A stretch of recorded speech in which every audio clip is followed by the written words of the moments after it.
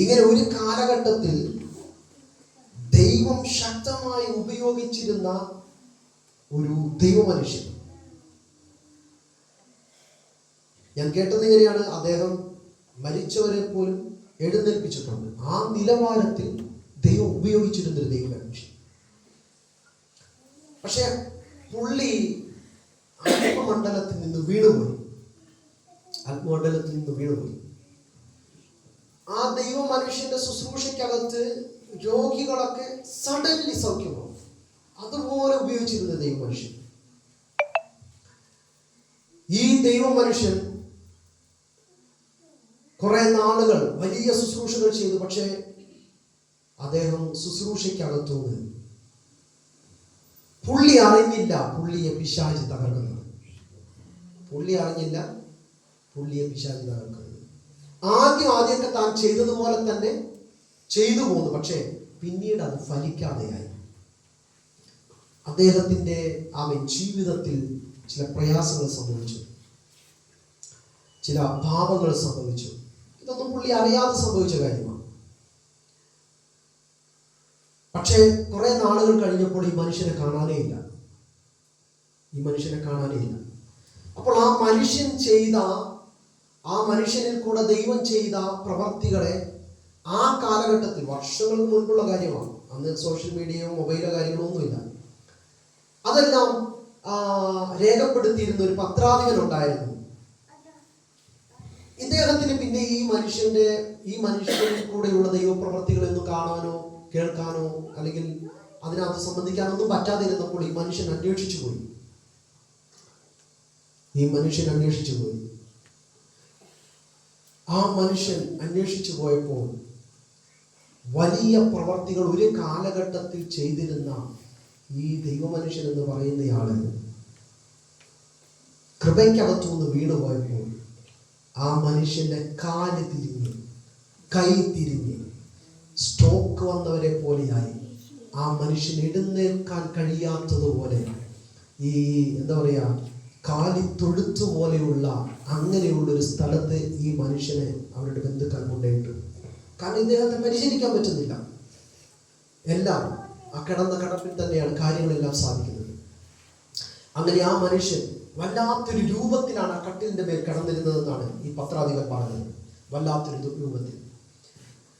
ഈ പത്രാധിപൻ അദ്ദേഹത്തെ ഇന്റർവ്യൂ ചെയ്തപ്പോൾ അദ്ദേഹം പറഞ്ഞൊരു കാര്യമുണ്ട്. ഇങ്ങനെ പറഞ്ഞ് എഴുന്നേക്കാൻ പറ്റത്തില്ല, തലയൊക്കെ ഒരു പരുവത്തിലാണ് നിൽക്കുന്നത്. അപ്പം ഈ മനുഷ്യൻ പറഞ്ഞു, ആ പത്രാധിപനോട് പറഞ്ഞു, നിങ്ങൾ ലോകത്തോട് പറയണം, കൃപയിൽ നിന്ന് വീണു പോകുന്നത് നാം മനസ്സിലാക്കത്തില്ല. ഹല്ലേലൂയ. അതുപോലെയുള്ള തന്ത്രങ്ങൾ പിശാച് നമ്മുടെ ജീവിതത്തിൽ കൊണ്ടിടും. അങ്ങനെ കൊണ്ടിട്ട് കഴിഞ്ഞാൽ രക്ഷപ്പെടാൻ പ്രയാസമാണ്. അതുകൊണ്ട് നിൽക്കുമ്പോൾ കൃപയിൽ നിൽക്കാൻ വേണ്ടി നിങ്ങൾ എന്ത് ചെയ്യണം? ആമേൻ, സ്തോത്രം. നിങ്ങൾ ലോകത്തോട് വിളിച്ചു പറയണമെന്ന് ആ ദൈവ മനുഷ്യൻ പത്രാധിപനോട് പറഞ്ഞു.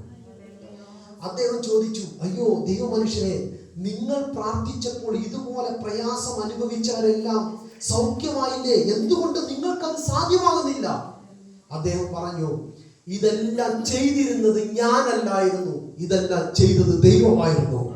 പക്ഷെ ദൈവത്തിന് എന്നിൽ ചെയ്യാൻ കഴിയാത്തതുപോലെ ഞാൻ ആയിത്തീർന്നപ്പോൾ ഞാൻ പരാജിതനായി. അവിടെ ആര് ജയിച്ചു? പിശാച് ജയിച്ചു. പ്രിയ ദൈവമക്കളെ, ദൈവം നമ്മുടെ മേൽ നൽകിയിരിക്കുന്ന അധികാരം വലിയതാണ്. പക്ഷെ അത് ആമേൻ വേണ്ടതുപോലെ സൂക്ഷിച്ച് ദൈവരാജ്യത്തിന് വേണ്ടി പ്രയോജനപ്പെടുത്തുന്നവനെ ദൈവം എഴുന്നേൽപ്പിക്കും. അല്ലാത്തവൻ അഡ്രസ് ഇല്ലാതെ വന്ന പിശാച് തൂത്തുമാച്ച് കളയുവാനിടയായിത്തീരും.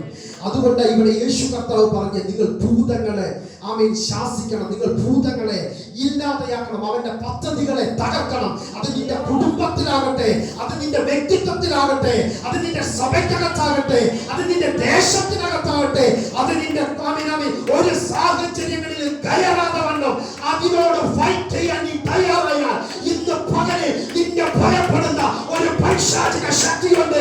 നിന്നെയാണ് ദൈവത്തിന് ആവശ്യം. അങ്ങനെയുള്ളവരാണ് ദൈവത്തിന് ആവശ്യം. ഇന്ന് പകൽ അവൻ എന്തുകൊണ്ട് പത്രോസ് നടന്നു പോയപ്പോൾ രോഗികൾ സൗഖ്യമായത് അവന്റെ പേരുള്ള ദൈവത്തിനെയോ? ഇന്ന് പകലിൽ ഹല്ലേലൂയ കൃപ സഭയ്ക്കകത്തുനിന്ന് വീഴ്ത്തിക്കളയുവാൻ പിശാച് പദ്ധതി ഒരുക്കുമ്പോൾ അതിനകത്ത് വീണു പോകാതെ ആത്മാവിൽ അള്ളി പിടിച്ചു നിൽക്കുന്ന ഒരു അഭിഷേകം പ്രാപിക്കുന്ന ദൈവജനത്തിനായി ഇന്ന് പകലിൽ ഞാൻ ആത്മാവിൽ കൈമാറുന്നു. ഹല്ലേലൂയ. സ്തോത്രം. ഇവിടെ ഒരു അനർത്ഥം സംഭവിച്ചപ്പോ ഞാൻ മഞ്ജു യാത്ര ചെയ്യാം. മഞ്ജു എന്നോട് ചോദിച്ചു, എന്തുവാ അല്ല അച്ഛാ എന്തുവാ നിങ്ങളുടെ മുഖത്ത് ഒരു ഭാവവ്യത്യാസവും ഇല്ല. ഹല്ലേലൂയ. ഞാൻ പറഞ്ഞു, കൊച്ചേ എൻ്റെ അപ്പൻ ഉണ്ടാക്കി വെച്ചതല്ല, എൻ്റെതല്ല, അത് ദൈവത്തിൻ്റെതാണ്. ആമേൻ. സ്തോത്രം. അതുകൊണ്ട് ഞാൻ പറയുകയാവണ്ട. നിങ്ങൾക്കറിയാമോ, ഇച്ചിരി കഴിഞ്ഞപ്പോൾ ഞാൻ നല്ല ബീഫും പഴംപൊരിയും കഴിച്ചു. സ്തോത്രം. ആമേൻ ആമേൻ. ഹല്ലേലൂയ. പിശാച് നമ്മളെ തകർക്കാൻ വേണ്ടി ചിലതൊക്കെ കൊണ്ടിടും. ഇതിനെ ജയിക്കാനാണ് എന്നെ ഇതിനെ വിളിച്ചേക്കുന്നത്. ഇതിനകത്ത് അകപ്പെട്ടുപോയി അയ്യം വിളിക്കാനല്ല, കരഞ്ഞ് പിഴിഞ്ഞ് നിൽക്കാനല്ല, പകരം ആദ്യം ജയിക്കുന്ന ആർജവമുള്ള അഭിഷേകം നിന്റെ മേൽ വെളിപ്പെടട്ടെ. ഇന്ന് പകലിൽ ചിലതിനെ ജയിക്കുന്ന, നിന്റെ കുടുംബത്തെ തകർക്കുന്ന, നിന്റെ തലമുറയെ തകർക്കുന്ന, നിന്റെ മക്കളെ തകർക്കുന്ന ഹല്ലേലൂയ സകല പൈശാചിക വെല്ലുവിളികളെയും ഇന്ന് പകലിൽ വെല്ലുവിളിക്കുന്ന ഒരു അഭിഷേകം നിന്റെ മേൽ വീഴട്ടെ. അതിനാണ് ദൈവം നിന്നെ വിളിച്ചേക്കുന്നത്. ഇന്ന് പകലിൽ അങ്ങനെ ഒരു ദൈവം ഇതിനകത്ത് കൈമാറുക. വിശ്വസിക്കുന്നവർ ഇതിനകത്തുണ്ടെങ്കിൽ അത് പിടിച്ചെടുത്ത് ഇന്ന് പകലിൽ നിന്നെ ഭയപ്പെടുന്ന ഒരു പൈശാചിക ലോകമുണ്ട്. ഓ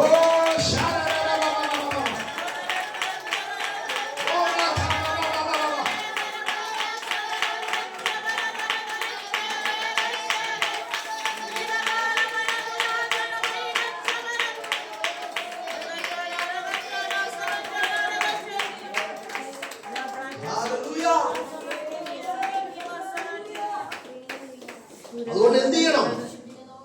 ഹല്ലേലൂയ. നിന്നെ തകർക്കാൻ നീ അറിയാതെ ശ്രമിക്കുന്ന ദുരാത്മാവിന്റെ ശക്തിയെ നീ തിരിച്ചറിയണം. നിന്നെ തകർക്കാൻ നീ അറിയാതെ ശ്രമിക്കുന്ന അതൊരു പക്ഷേ ആമേൻ സ്തോത്രം. എന്നിട്ട് ദൈവം പറഞ്ഞു, വ്യാധികളെ ആമേൻ ആമേൻ സൗഖ്യമാക്കുക. ഹല്ലേലൂയ സ്തോത്രം. രോഗങ്ങളെ സൗഖ്യമാക്കുക. എന്നാ കാരണം? നീ അറിയാതെ നിന്റെ ജീവിതത്തെ തകർക്കാൻ വേണ്ടി ആമേൻ പദ്ധതിയുടെ നീ ദുരാത്മാവിനെ നീ തിരിച്ചറിഞ്ഞെങ്കിൽ മാത്രമേ നിനക്ക് ആത്മിക പോരാളിയായി വെളിപ്പെടാൻ പറ്റത്തുള്ളൂ. നിനക്ക് ആത്മിക പോരാളിയായി തീരാൻ കഴിയത്തുള്ളൂ. ഇന്ന് പകലിൽ ആമേൻ എന്നെ ശക്തനാക്കുന്നവൻ മുഖാന്തരം ഞാൻ സകലത്തിന് മതിയായവൻ എന്ന് ആമേൻ പൗലോസിനെ പോലെ വിളിച്ചു പറയുന്ന നിന്നെയാണ് ദൈവത്തിന് ആവശ്യം. അങ്ങനെയുള്ളവരെയാണ് ദൈവം ഭയപ്പെടുന്നത്.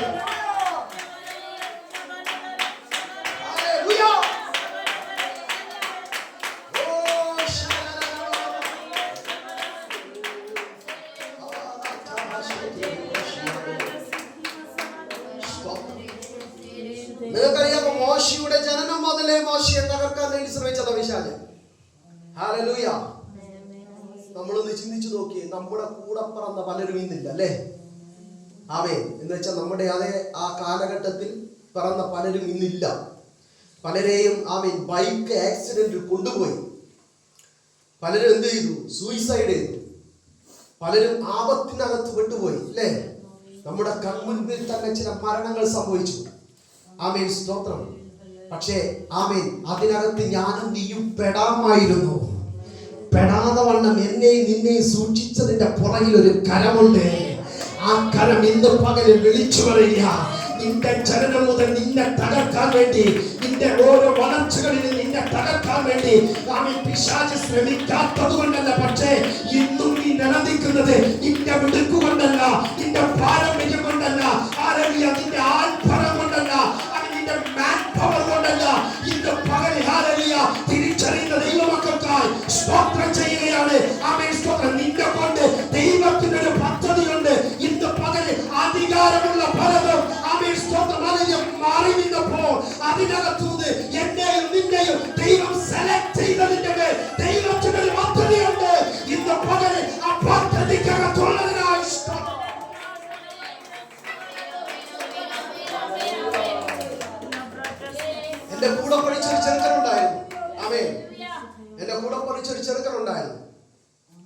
ഹല്ലേലൂയ. ഞങ്ങൾ സ്കൂൾ വിട്ട് വരുന്ന സമയത്ത് അവനൊരു പഴം പറിക്കാൻ വേണ്ടി ഒരു മരത്തെ കയറി.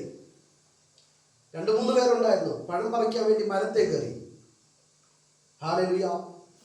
ആ മരത്തിന്റെ കമ്പ് വരെ പൊട്ടി താഴെ വീണ് ആ പുള്ളി സ്പോട്ടി മരിച്ചുപോയി. എന്റെ കൂടെ പഠിച്ചവൻ. എന്താ സുരേഷ് നീ അതിനകത്ത് പെടാതിരുന്നത്?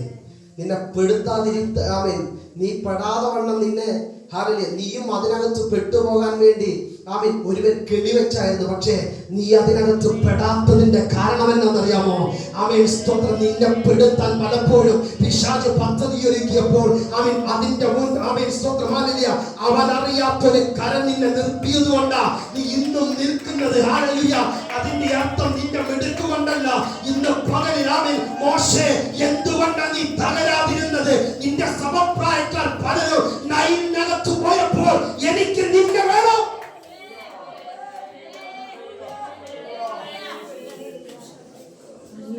ഹല്ലേലൂയ. എനിക്ക് നിന്നെ വേണം. സ്തോത്രം.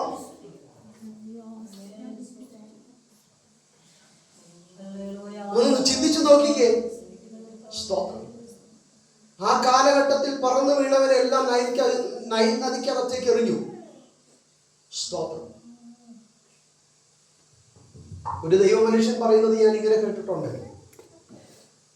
അവര് ഫോക്കസ് ചെയ്തത് ഇസ്രായേൽ ജനത്തെയാണ്. പക്ഷെ ആ കാലഘട്ടത്തിൽ ഇങ്ങനെയാ പറഞ്ഞത്, എന്ന് ഈ വിധി പുറപ്പെട്ടോ അന്നു മുതൽ ഇസ്രായേൽ ജനത്തിന്റെ ഇടയിൽ കല്യാണം നിന്നുപോയി.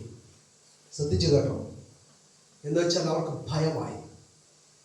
കാരണന്മാരെല്ലാം പറഞ്ഞു, നമ്മുടെ വീട്ടിലും ദേശത്തൊക്കെ ഉണ്ടല്ലോ നമുക്ക് മുകളിലുള്ളവര്, അവരെല്ലാം പറഞ്ഞു, മക്കളെ കല്യാണം നിശ്ചയിച്ചിട്ടുണ്ടെങ്കിൽ അതങ്ങ് മാറ്റിവെച്ചാൽ എന്നും ഈ വിധി നിൽക്കത്തില്ല.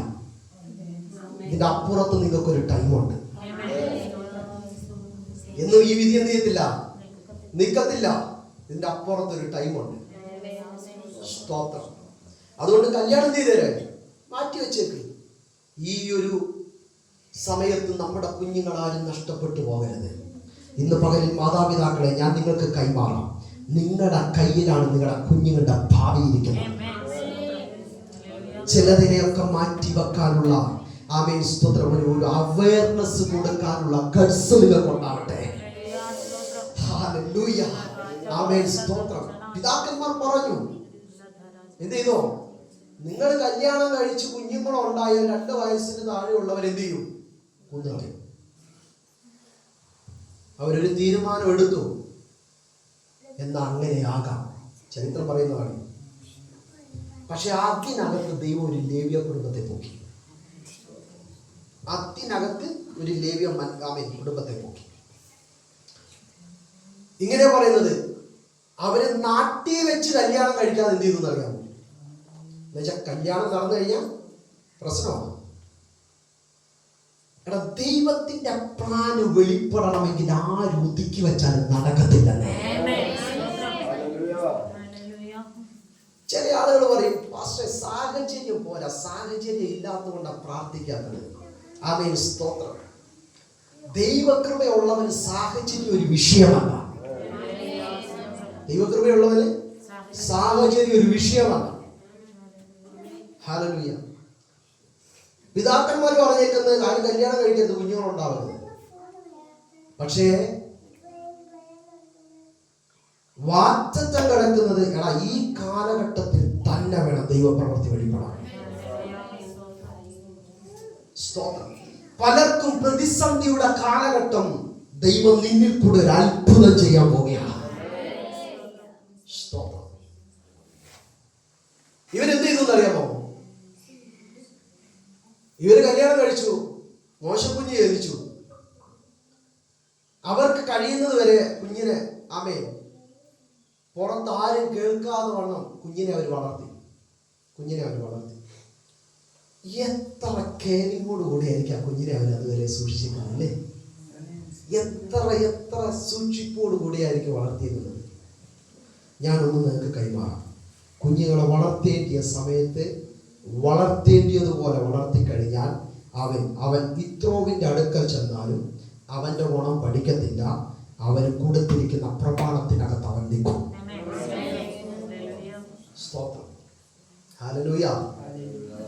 വളർത്തുന്നതിനകത്ത് എന്തുണ്ട്? മാതാപിതാക്കൾക്ക് ഭയങ്കര കൈയുണ്ട്. ആമേൻ. പക്ഷെ ഇവിടെ എന്ത് ചെയ്തു എന്നറിയാമോ?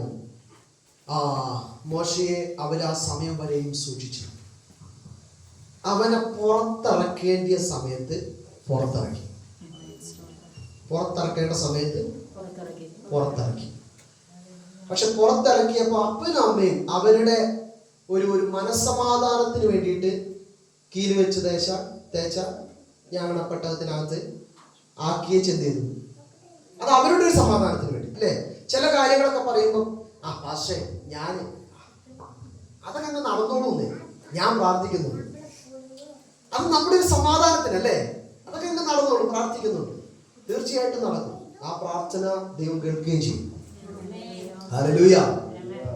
പക്ഷെ അങ്ങനെ അവരുടെ സമാധാനത്തിന് വേണ്ടിയിട്ട് അവരെന്ത് ചെയ്തു? അവര് പെട്ടകത്തിനകത്താക്കി കുഞ്ഞിനെ വിട്ടു. ഞാങ്ങണകളുടെ ഇടയിൽ വെച്ചു എന്നാണ് പറഞ്ഞേക്കുന്നത്. എന്തായാലും പക്ഷെ സങ്കീർത്തനക്കാരൻ പറഞ്ഞേക്കുന്നത് ഈ ഞാങ്ങണയുടെ ഇടയിൽ എന്തുണ്ടായിരുന്നു? ദുഷ്ടജന്തുക്കൾ ഉണ്ടായിരുന്നു. സങ്കീർത്തനക്കാരൻ പറഞ്ഞേക്കുന്നത് ഞാങ്ങണയുടെ ഇടയിൽ എന്തുണ്ടായിരുന്നു?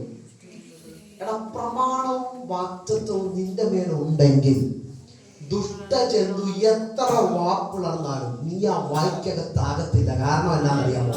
നിന്റെ കൂടെ ഒരു കരമുണ്ട്. നിന്നെ തകർക്കാൻ പറ്റിയാലേ, നിന്നെ ഇല്ലാതെയാക്കാൻ പറ്റിയാലേ. ആമേൻ, സ്തോത്രം. നിന്നെ ഇല്ലായ്മയാക്കാൻ കഴിയത്തില്ല. കാരണം എന്നാ ദുഷ്ടജന്തുക്കൾ വന്നാലും, എത്ര ശത്രുക്കൾ നിനക്കുണ്ടായാലും, എന്തെല്ലാം ഉണ്ടായാലും, ആമേ, നിന്നെ തകർക്കാൻ എന്റെ ദൈവം തീരുമാനിച്ചിട്ടില്ലെങ്കിൽ ആളുകൾ സാഹചര്യം ഒരു വിഷയമല്ല. അവിടെ നിന്റെ ദൈവം വളർത്താനിടയാക്കി തീർക്കും.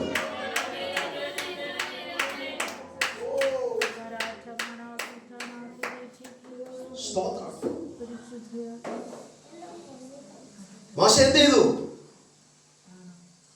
ആ ദുഷ്ടജന്തുക്കൾക്ക് തൊടാൻ പറ്റിയില്ല. ദുഷ്ടജന്തുക്കൾക്ക് തൊടാൻ പറ്റിയില്ല. ശേഷം ഫറവോന്റെ പുത്രി വന്നു. പുത്രി എടുത്തുകൊണ്ട് പോയി. മോശയുടെ അമ്മയെ കൊണ്ട് തന്നെ എന്ത് ചെയ്തു? മോശയ്ക്ക് പാല് കൊടുപ്പിച്ചു. ദൈവത്തിന്റെ പ്ലാനിനകത്താണ് നീ എങ്കിൽ എല്ലാ സാഹചര്യവും എതിർപ്പുകളും വെല്ലുവിളികളും നിനക്കുണ്ടായാൽ കറക്റ്റ് റൂട്ടിൽ തന്നെ ദൈവം കൊണ്ടുപോകും. കറക്റ്റ് റൂട്ടിൽ തന്നെ. അതിനുള്ള സാഹചര്യം ദൈവം ഒപ്പിക്കും. അതിനുള്ള സാഹചര്യം ദൈവം ഒപ്പിക്കും. ഹല്ലേലൂയ. ഇവിടെ മോശയെ ദൈവം വളർത്തി. മോശ മിസ്രൈമിലുള്ള എല്ലാ അഭ്യാസങ്ങളും പഠിച്ചു. യിത്രോവിന്റെ അടുക്കൽ പോയി മോശയെ ദൈവം സീനായി മരുഭൂമിയിൽ വെച്ച് തൊട്ടു. മോശയെ ദൈവം കൊണ്ടുവന്നു. ചുമ്മാതല്ല മോശയെ കൊണ്ടുവന്ന്, ഒരധികാരം കൈമാറിക്കൊണ്ടുവന്നു. സ്തോത്രം. ഞാൻ ഈ അധികാരത്തിലോട്ട് വരാനാണ് ഇത്രയും ചരിത്രം പറഞ്ഞത്. നിങ്ങൾക്കറിയാമോ, ആ ചരിത്രത്തിനകത്ത് എവിടെയെല്ലാം വീണു പോകാമായിരുന്നു, എവിടെയെല്ലാം തീരാമായിരുന്നു, എവിടെയെല്ലാം നഷ്ടപ്പെടാമായിരുന്നു. ഇല്ലെന്നേ, അങ്ങനെ നഷ്ടപ്പെടുകയല്ല. കാരണം നിന്റെ മേൽ അവന്റെ പദ്ധതിയുണ്ട്. പദ്ധതിക്കകത്തുള്ളവനാണോ നീ? ആമേൻ. സാഹചര്യം എത്ര പ്രതികൂലമായാലും ആമേൻ, സ്തോത്രം, നിന്നെ ദൈവം എഴുന്നേൽപ്പിക്കും. നിന്നെ ദൈവം പുറത്തു കൊണ്ടുവരും. നിന്നെ ദൈവം ഒരു ലീഡറാക്കും. ആമേൻ. നിന്നെ ദൈവം ഒരു അധികാരത്തിൽ തന്നെ ദൈവം നിന്നെ ആമേൻ, സ്തോത്രം, അഭിഷേകം ചെയ്യും. ഇന്ന് പകലിൽ ആത്മനിയോഗം പ്രാപിച്ചവർ ഇതിനകത്തുണ്ടോ? ആ അധികാരമാണ് എനിക്കും നിനക്കും ദൈവം കൈമാറിയത്.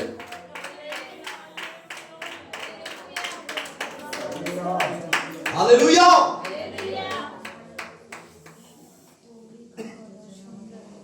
മോശയെ ദൈവം ചെയ്തു. ചുമ്മാതാണ് സീനായി മലയിൽ നിന്ന് താഴെ കൊണ്ടുവന്നത്. ഹല്ലേലൂയ. ആമേൻ. ഹെരോവിൽ നിന്ന് കൊണ്ടുവന്നത്. ഹല്ലേലൂയ. ഹെരോവിൽ നിന്ന് ദൈവം ചുമ്മാതാണ് കൊണ്ടുവന്നത്. ഒരധികാരം കൊടുത്തു. അധികാരം കിട്ടിയവനാണോ നീ? അത് ഉപയോഗിച്ച് തുടങ്ങണം. അധികാരം കിട്ടിയവനാണോ നീ? അത് ഉപയോഗിച്ച് തുടങ്ങണം. അധികാരം കിട്ടിയവനാണോ നീ? അത് ഉപയോഗിച്ച് തുടങ്ങണം. കാരണം നിന്റെ മുമ്പിൽ ഒരു ശക്തിക്ക് നിൽക്കാൻ പറ്റുകയില്ല. നിന്റെ മുമ്പിൽ ഒരു പൈശാചികന് നിൽക്കാൻ പറ്റത്തില്ല. നിന്റെ മുമ്പിൽ ഒരു ആഭിചാരകന് നിൽക്കാൻ പറ്റത്തില്ല. നിന്റെ മുമ്പിൽ ഒരു ക്ഷുദ്ര പ്രയോഗം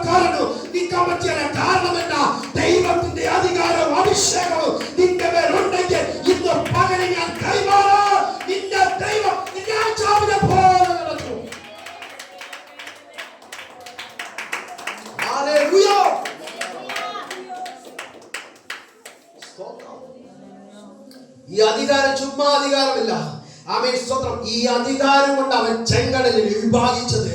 ആമേൻ ലോകത്തിൽ നടക്കാത്ത ചിലത് അഭിഷേകമുള്ള നിന്നെ കൂടെ ദൈവം നടത്തും. ലോകത്തിൽ നടക്കാത്ത ചിലത് അധികാരമുള്ള നിന്നെ കൂടെ ദൈവം നടത്തും. ഇന്ന് പകലിൽ വിശ്വസിക്കാൻ തയ്യാറാണോ? ഇന്ന് പകലിൽ ഏറ്റെടുക്കാൻ തയ്യാറാണോ? ഇന്ന് പകലിൽ അതിനകത്തേക്കൊന്ന് പ്രവേശിക്കാൻ തയ്യാറാണോ? ഇന്ന് പകലിൽ മഹത്വത്തിന്റെ ദൈവം ഇന്ന് പകലിൽ ഇതിനകത്ത് ഇറങ്ങിക്കൊണ്ട് ഇത് പ്രാപിക്കുന്നവൻ പ്രാപിക്കും, അല്ലാത്തവൻ അങ്ങനെ ഇരിക്കും. ഇന്ന് പകലിൽ ആത്മാവിനെ കൈമാറോ ഇതിന് ഒരാധികാരം.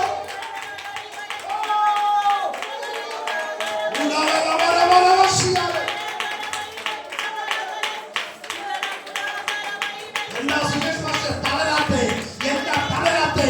ആമേൻ. പ്രതികൂലങ്ങൾ ഒത്തിരി വന്നല്ലോ, തളരത്തില്ല. കാരണം എന്താണെന്നറിയാമോ? വിളിച്ചവൻ ദൈവമാകിയ, അധികാരം തന്നവൻ ദൈവമാകിയ, അഭിഷേകം തന്നവൻ ദൈവമാകിയ, ഇന്ന് പകലിൽ പൈശാചിക ശക്തിയെ കീഴിക്കളയുന്ന ഒരു ദൈവ സാന്നിധ്യം എന്റെ മേലുണ്ട്.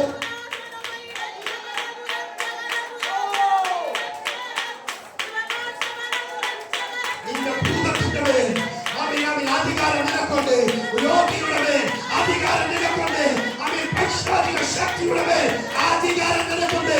നീ പറയാതെ ഒരുത്തരം നിന്റെ മേൽ നിൽക്കത്തില്ല. യോശുവയോട് ദൈവം പറഞ്ഞു, ഒരു മനുഷ്യനോ നിന്റെ മേലെ നിൽക്കിയ കാരണമെന്ന നിന്റെ അധികാരപ്പെടുത്തിയത് ദൈവമത്രേ.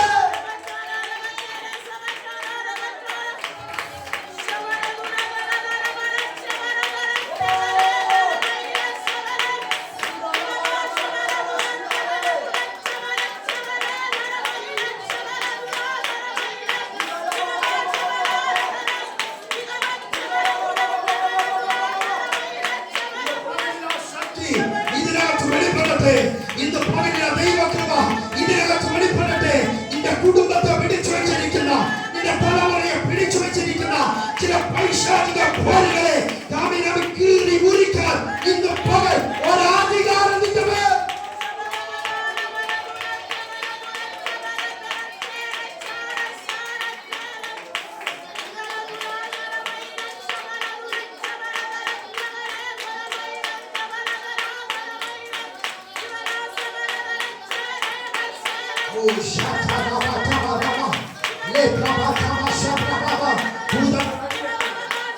വ്യാപാരങ്ങൾ തകരട്ടെ, പൈശാചിക കോട്ടകൾ വിടട്ടെ.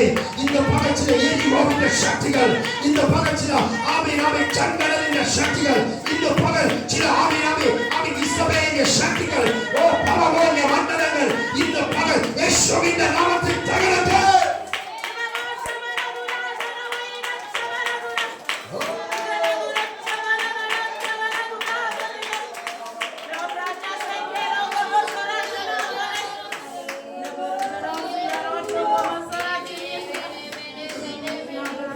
ഹല്ലേലൂയ. നീ അധികാരത്തോടെ ഒന്ന് കൽപ്പിച്ചാൽ അത് സംഭവിക്കും. സ്തോത്രം. മോശേ, നിന്നെ ഞാൻ ഇറക്കിയത് ചുമ്മാതല്ല. ആമേൻ സ്തോത്രം. നീ ഓടിപ്പോയത് ഭീരുവായിട്ടാണ്, പക്ഷെ നീ തിരിച്ചു വരുന്നത് ഒരു അഭിഷിക്തനായിട്ടാ. ഇന്ന് പകലിൽ ഹല്ലേലൂയ, നിന്റെ തിരിച്ചുവരവിന് അഭിഷേകവുമായിട്ടാവട്ടെ, നിന്റെ തിരിച്ചുവരവ് ദൈവകൃപയുമായിട്ടാവട്ടെ, നിന്റെ തിരിച്ചുവരവ് ആമേൻ സ്തോത്രം ഒരു അധികാരമായിട്ടാവട്ടെ.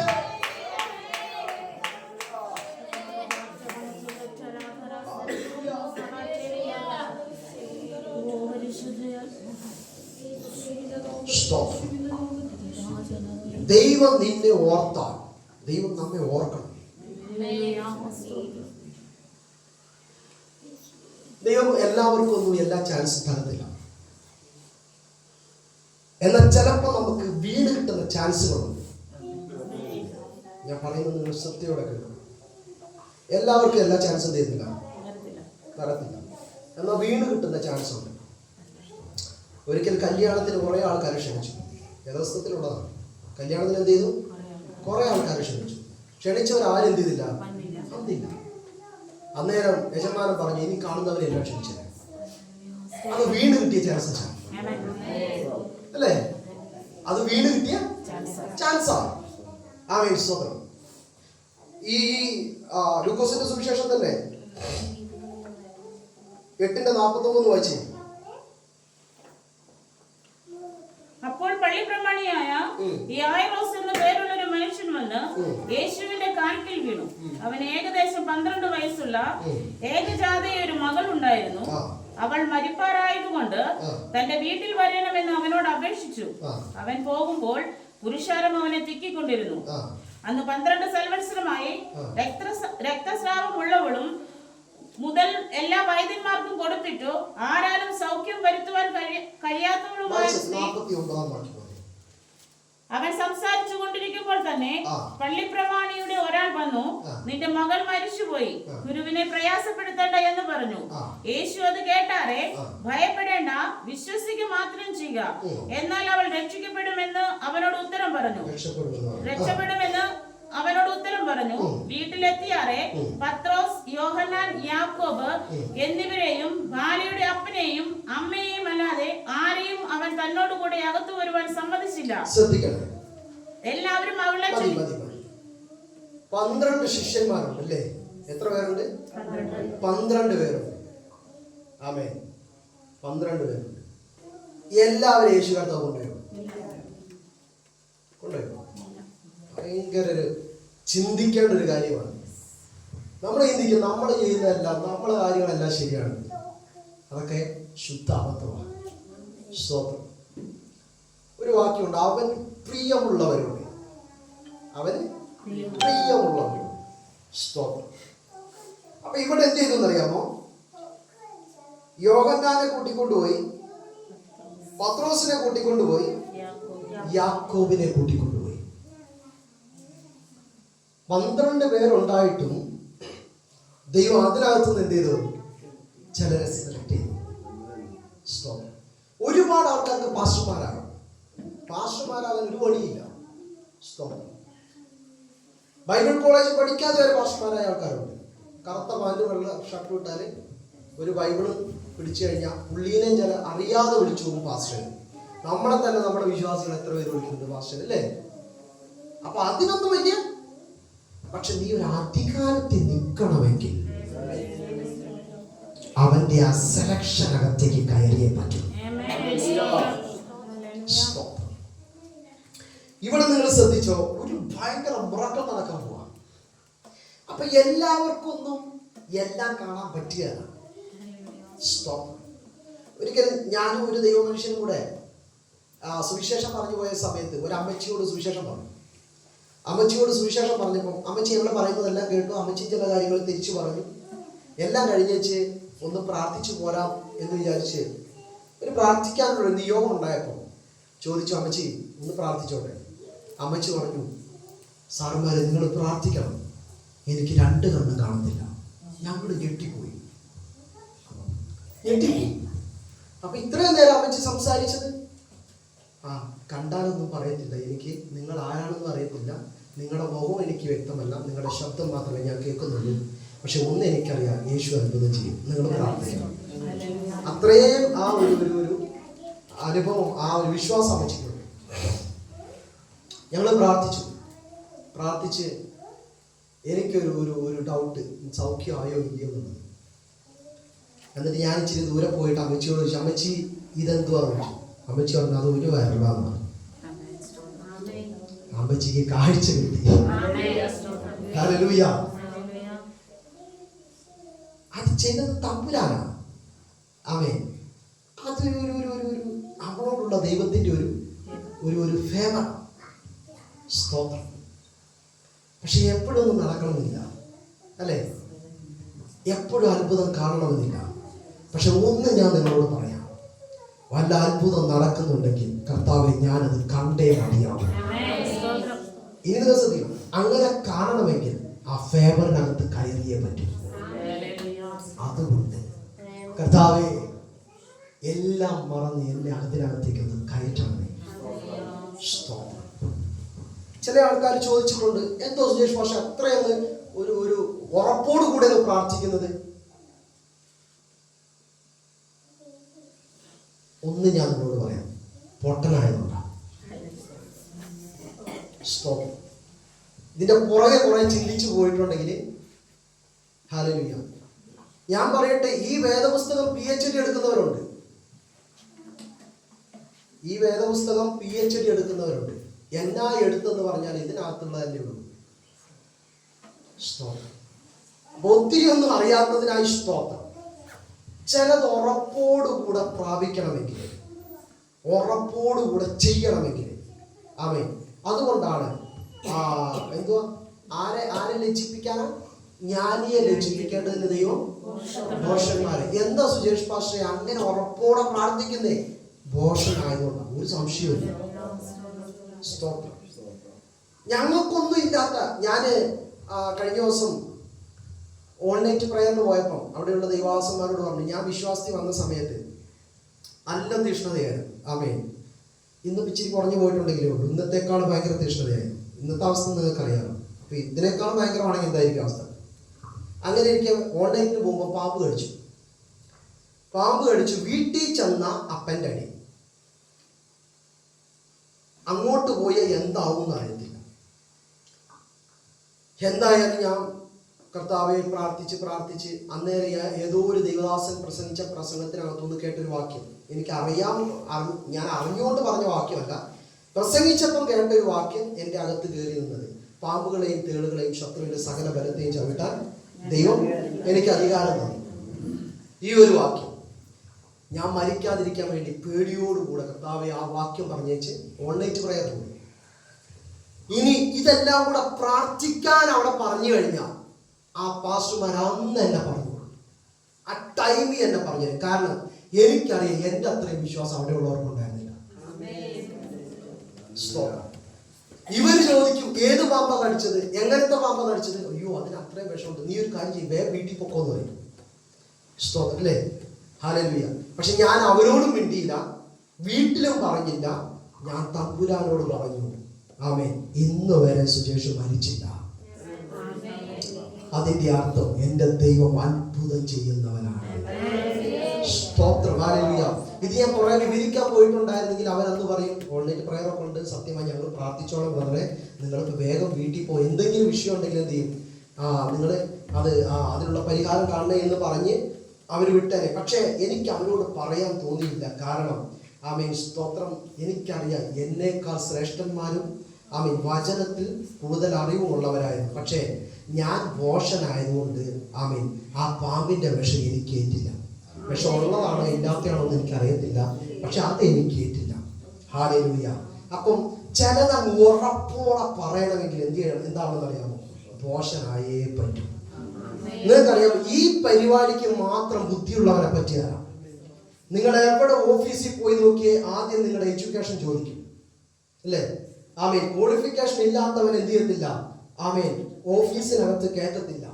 ആമേൻ. നിങ്ങൾ എവിടെ പോയാലും അവിടെയെല്ലാം നിങ്ങളുടെ ബുദ്ധിക്കകത്ത് ലഭിച്ചതിന് എന്ത് ചെയ്യണം? നിങ്ങൾ ആമേൻ സർട്ടിഫിക്കറ്റ് ആയിട്ട് കൊടുത്തെങ്കിൽ മാത്രമേ നിങ്ങളെ അവിടെ അപ്പോയിന്റ്മെന്റ് ചെയ്യത്തുള്ളൂ. പക്ഷെ ഈ വേലയ്ക്ക് ബുദ്ധി വേണ്ട.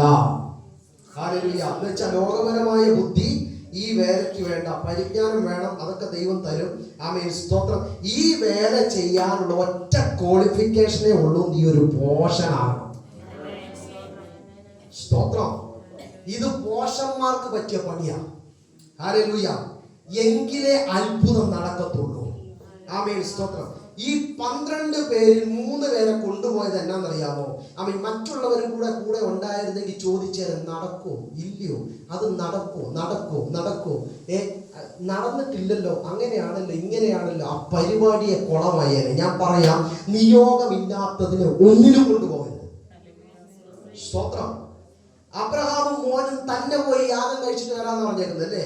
അബ്രഹാമിന് ഉറപ്പുണ്ട് ഞാൻ എൻ്റെ കുഞ്ഞിനെ കൊണ്ടുവരുമെന്ന്.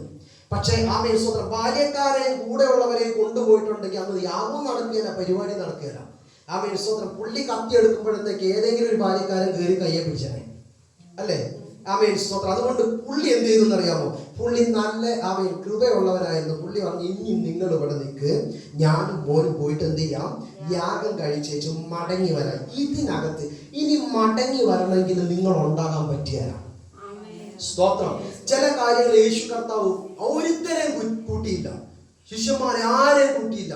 വചനം പറയുന്നത് വേറിട്ട് പോയിരുന്ന് പ്രാർത്ഥിച്ചു, അല്ലേ? വേറിട്ട് കൊണ്ടുപോയി എന്ന് പ്രാർത്ഥിച്ചു. എന്നാ കാരണം എന്നറിയാമോ?